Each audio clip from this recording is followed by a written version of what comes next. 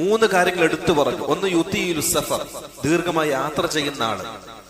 2 ശരീരമാസകലം മുഴുവനും ക്ഷീണിച്ചവശനായിട്ടുണ്ട് യാത്ര കാരണം.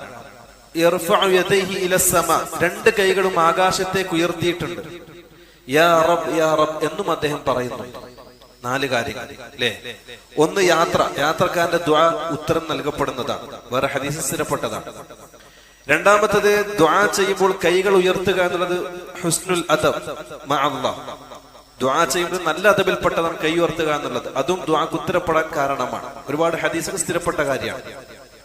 മൂന്നാമത്തത് വലില്ലാഹിൽ അസ്മാഉൽ ഹുസ്ന ഫദ്ഉഹു ബിഹാ, അല്ലാഹുവിന്റെ പരിശുദ്ധമായ നാമങ്ങൾ വിളിച്ച് ദുആ ചെയ്യുക ദുആക്ക് ഉത്തരം കിട്ടുന്ന കാരണമാണ്.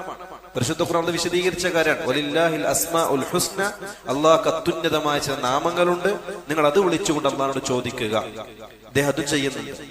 ഇങ്ങനൊക്കെ ചെയ്തിട്ടും